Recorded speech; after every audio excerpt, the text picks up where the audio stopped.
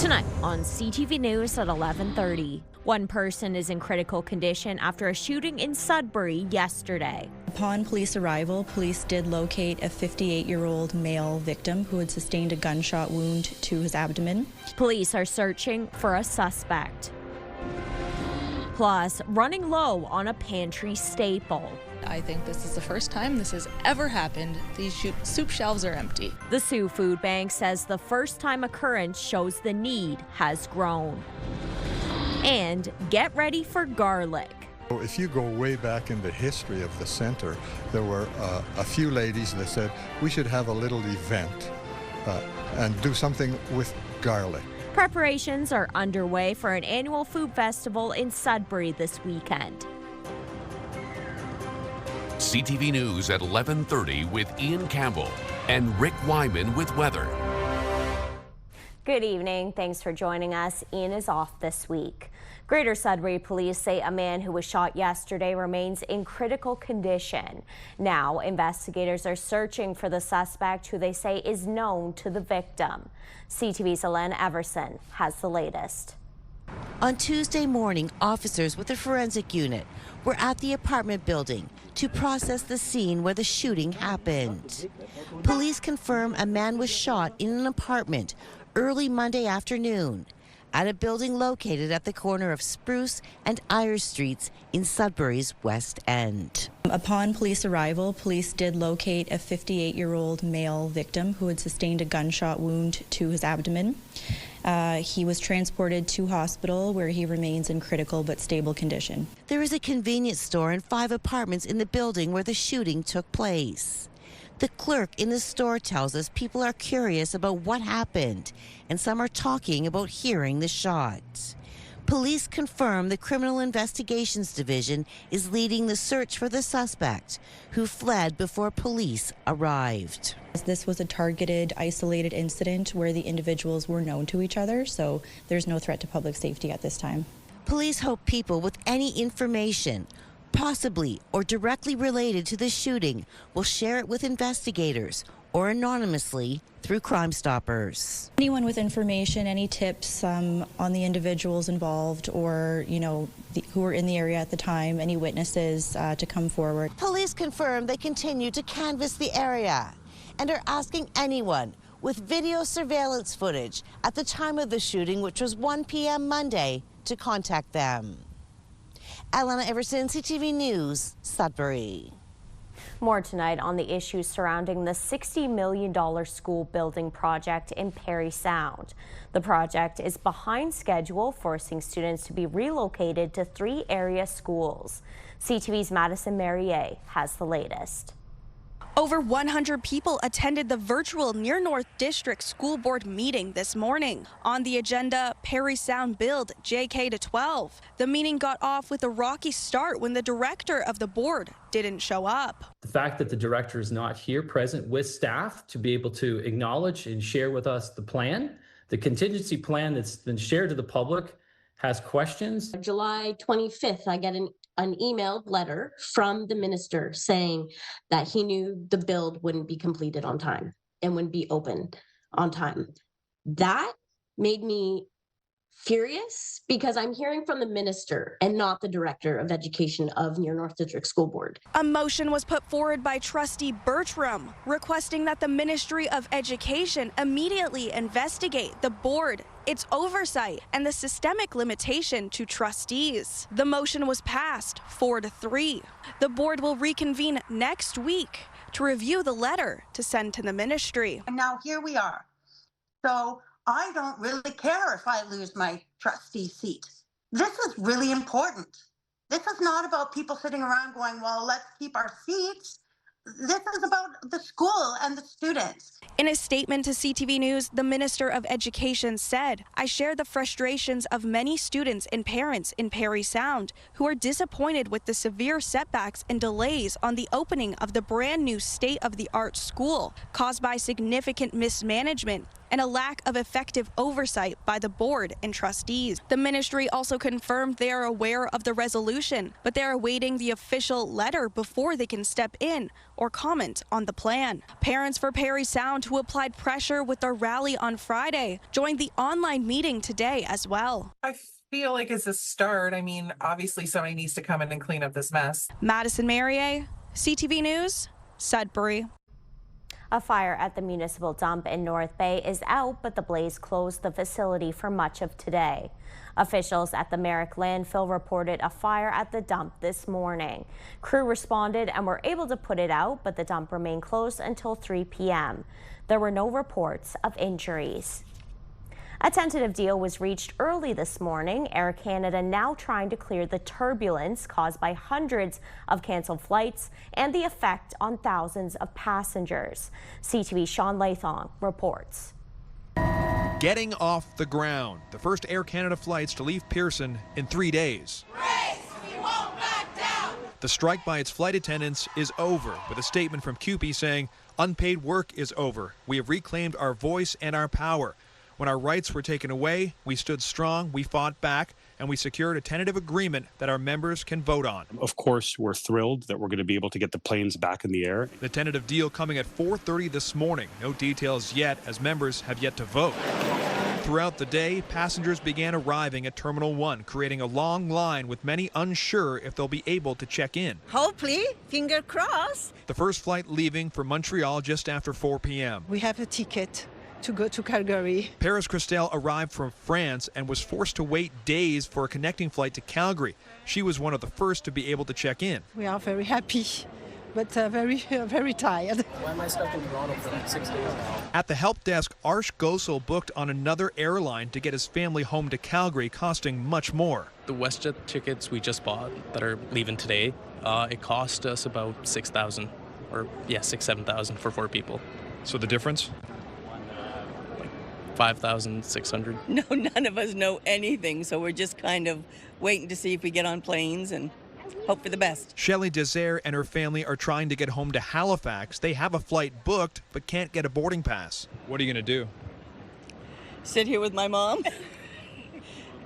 I don't know. Now begins the task of getting things moving. There have been dozens of planes parked at the airfield for 3 days, and Air Canada has to get them ready to fly.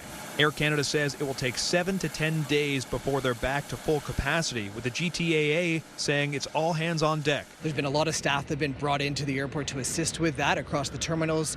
It's going to become busy out here on the airfield as these planes get towed back to the gate. Our apron control tower will be managing those movements. And the airline saying, do not come to the airport unless you have a confirmed flight. But if we haven't notified you yet, we do plan to operate your aircraft. And the slow process of restarting the country's biggest airline means it's likely that confusion for passengers will last for some time. That was CTV's Sean Lathong reporting. The mother of an 8-year-old boy who was struck by a stray bullet over the weekend wants her son's name to become a beacon of light for those hoping to stop gun violence in Toronto. There will be a traditional ceremony in his honor on Manitoulin Island's Wikwemkong First Nation. CTV's John Woodward reports. Jave Roy's mom shared new pictures and video of him on social media on Monday. And just a happy little guy. Like genuinely a good kid. A good kid, just 8 years old, as he lay in bed with his mom at this building at Martha Eaton Way and Trethewey Drive in the early hours of Saturday morning. His mom wrote in a social media post, "My baby was preparing for one of his best friend's birthday celebrations. He was so excited he couldn't sleep." That's when gunfire began and Jave was hit by a stray bullet. "There was nothing I can do but scream and hold his lifeless little body. I cannot get that image out of my head," Roy wrote. "Remember his name, never forget his name. I promise, baby, your name will not go in vain and everybody will know it, and Mommy's going to go hard for justice, baby," she said. Roy said she wants Jave's body to be returned to a First Nation on Manitoulin Island. My name is Jave. I am 6 years old. Jave was featured only 2 years ago in a video by the 1x1 movement against gangs. Being nice. Be nice. Hopefully this can be a beacon of light. 1x1's founder, Marcel Wilson, a former gang member himself, said Jave's death should spark change. That this is finally the point where people are fed up and had enough. Police haven't released any suspect information so far and are appealing for witnesses. The shooting got the attention of Toronto's police chief, who visited with the Roy family over the weekend, and Toronto's mayor, who vowed action. It's sad, it's tragic, it's cruel, it's horrendous. Toronto's year-to-date homicide statistics are down substantially, just 26 so far this year, compared with 54 in the same period last year. Wilson did have words for anyone looking to get revenge. You want to harm this person because they harmed someone you love. Don't become what they are. He says that's not what Jave would have wanted. John Woodward, CTV News. A first at a Sault Ste. Marie food bank is showing the need for donations. Just a few days ago, St. Vincent Place ran out of canned soup, something that has never happened since the nonprofit was founded. CTV's Corey Nordstrom has more. Well, normally these aren't up here because the shelves are full of soup. The shelves at St. Vincent Place are starting to refill, but just a couple days ago they were bare, a shock to staff and volunteers alike. We're almost entirely out of soup. A few days ago, our food bank coordinator came to me. She's been here for the full 22 years that St. Vincent Place has been open, and she said, I think this is the first time this has ever happened. These soup shelves are empty. A Friday call out to the community is proving beneficial as more cans are coming in. A lot of it's been today. The bell's been ringing pretty steadily today that folks are dropping it off, so that's been nice. If the pace keeps up, officials hope it will last them until their Big Blue food drive coming up at the end of September. So far, they haven't had to turn anyone away at the food bank, but the shortage speaks to something more than just one item. Soup goes out in every package, so it's really important that we have some on hand all the time. It's also sort of a barometer of how we're doing in terms of donations, because soup is sort of everyone's go-to.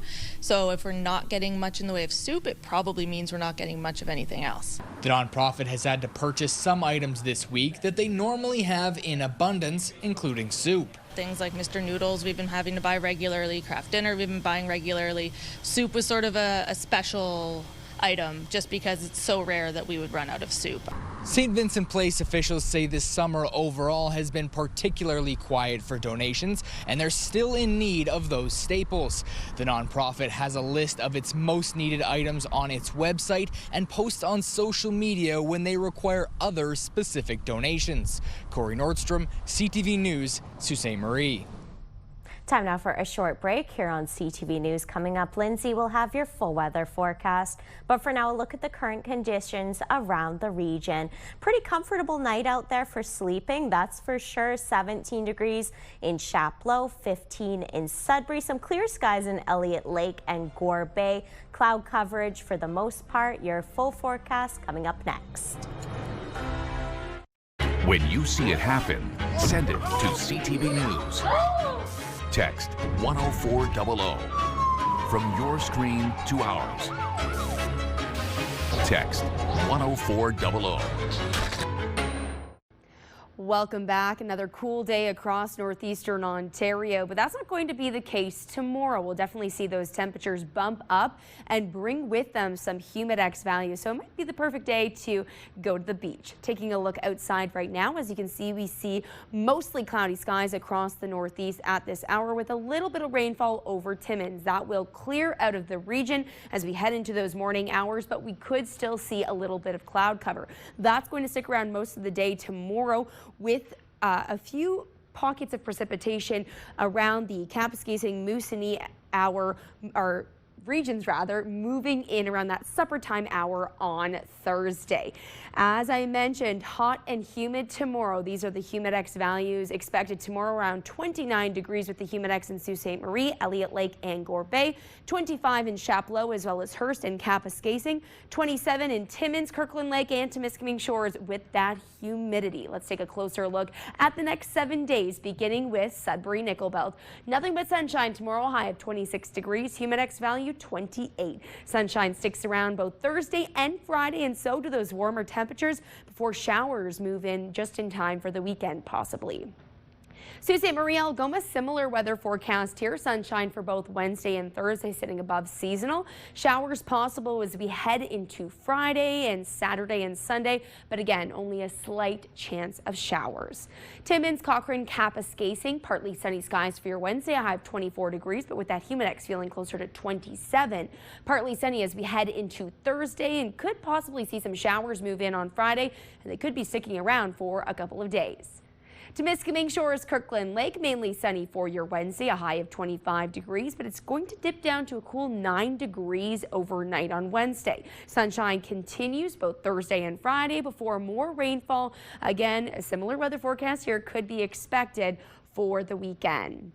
Finally, North Bay, West Nipissing, mostly cloudy skies for your Wednesday, but nice and warm, a high of 25 degrees with that humidex feeling closer to 28 degrees. Sunshine will be sticking around Thursday and Friday, when again we could see some more showers move into the forecast Saturday and Sunday, definitely cooling things off. Take a look at Sunday's expected daytime high, only 18 degrees. Get out and enjoy all that gorgeous sunshine tomorrow. Amanda, sending it back over to you. Thanks, Lindsay. A new grocery store is opening on the Kingsway in Greater Sudbury. Loblaws has confirmed a no-frills grocery store will open on Thursday. In a release, Loblaws says the new store will create 60 new jobs. As part of the grand opening Thursday, the new store will be donating $1,500 to Better Beginnings, Better Futures, a local organization that supports children, youth, and families in the community. Loblaws says another no-frills location is opening in Sudbury. It is going to be in the Southridge Mall. An annual charity golf tournament today in Callander, south of North Bay, is collecting funds for crucial medical equipment for the North Bay Regional Health Centre. With more, here's CTV's Eric Tashner.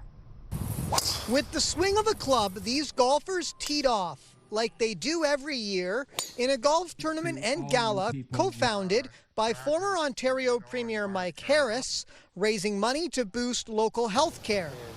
Since its start, it's raised over $1 million.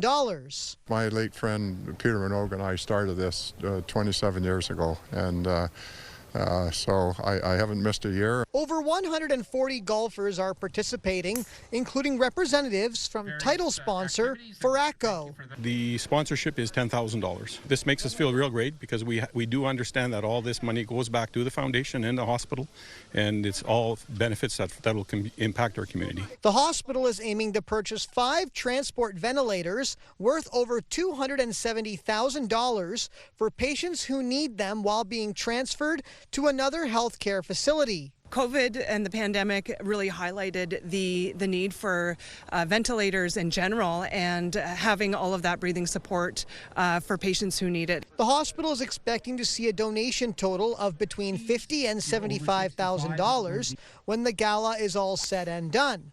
CEO Paul Heinrich says this gala is one of the biggest fundraisers. Hospital data shows that within the next 14 years, there will be a significant increase of chronic disease, making this money and the equipment it will purchase vital. It matters more than ever that we have the support of our community, the financial support and the goodwill, so that we can invest in the right care close to home, make sure we have the right technology. Harris is pleased to see how it's grown, with generous golfers giving back to their hospital. This hospital is important for the whole region and the whole area, and it means a lot to me. Eric Tashner, CTV News, Callander.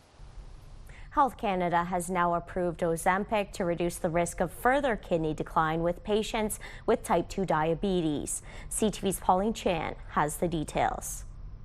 Craig Lindsay was diagnosed with type 1 diabetes 31 years ago and later developed the chronic kidney problems that so often accompany diabetes. We underappreciate how hard it is living with a chronic disease. It's every decision. It's, do I have the energy to go for a walk? Am I making the right food choices? That's why he recognizes the importance of making Ozempic or semaglutide injections available now for type 2 diabetes patients with high risk of kidney disease, and that could be millions across Canada. Diabetes is probably the #1 cause of kidney failure. It's not a small subset. So in Ontario, for example, I think Diabetes Canada says 1 to 1.5 million people are living with diabetes, pre-diabetes, or undiagnosed diabetes. And of the people who end up in full-blown kidney failure, fully 40% of them are struggling to manage diabetes. They're also at high risk of developing cardiovascular complications, including the risk of heart failure or accumulating salt and water in the body. And once patients have kidney disease, they're at an augmented higher risk of developing cardiovascular disease. Researcher Dr. David Cherney says Ozempic won't restore lost kidney function, but it is effective in reducing future damage. Patients have type 2 diabetes. They should be screened for kidney disease on a yearly basis at least. Lindsay, who took insulin and underwent dialysis for several years before getting a kidney and pancreas transplant, says Ozempic is not for everyone. For example, patients with gallbladder disease or pancreatitis may not be able to use it, but it will be another useful tool in the effort to preserve kidney function for many. Pauline Chan, CTV News. Robots designed to look and move like people are being used to address critical challenges in hazardous industries. CTV's Spencer Turcott explains.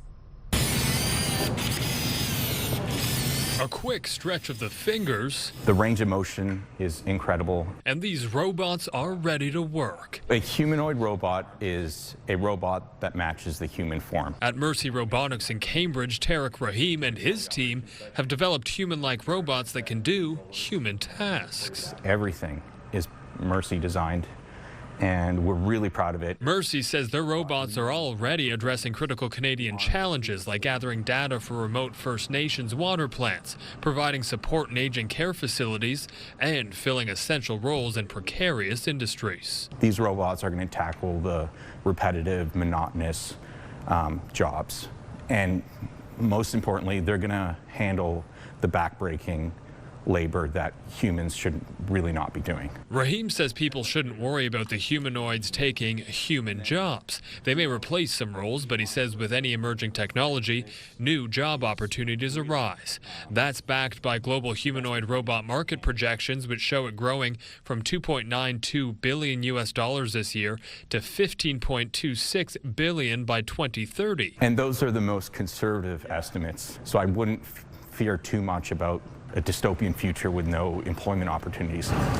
The robot moves around on wheels with the help of a joystick. The reason we do wheel designs is because they're inherently stable. You cannot knock this guy over. In the manufacturing sector, Canada ranked 12th in robot installations behind countries like the US and Mexico. Yet Mercy says they have the tech to catapult Canada to the top of the world rankings, in an industry they believe will have the same impact as the automotive revolution. But above the impressive technology, they have the passion to match it. In a way, it's the most rewarding feeling ever. So I imagine that's what having children feels like. Spencer Turcott, CTV News, Cambridge. Still ahead tonight on CTV News. Vampires Beware, a festival that is all about garlic, is coming up this weekend.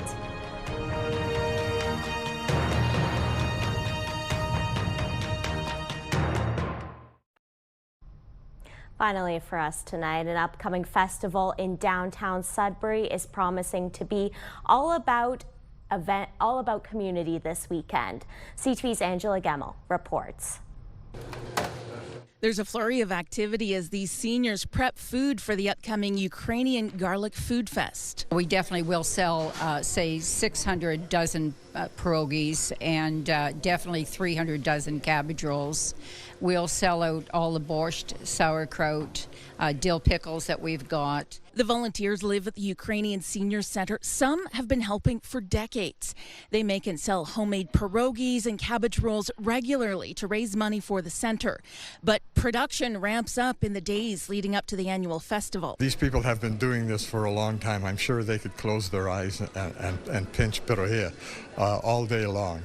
And it's a good social event too. In Ukrainian, these are called pedaheya. Along with cabbage rolls, they're a staple in the Ukrainian cuisine. People in Eastern Europe and Ukrainians love garlic.